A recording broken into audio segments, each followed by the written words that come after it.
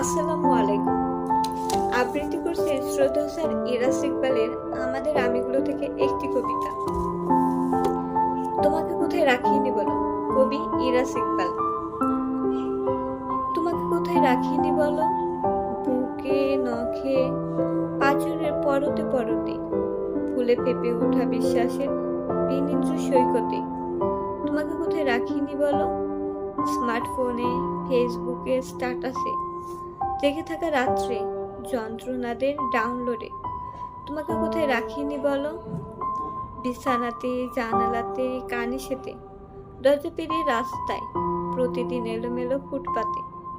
তোমাকে কোথায় রাখিনি বলো, বিপণনে, বিধিনিষেধের বিজ্ঞাপনে, সুরভিত প্রসাদনে, সুভাষিত প্রলোপের আরোপিত বুননে।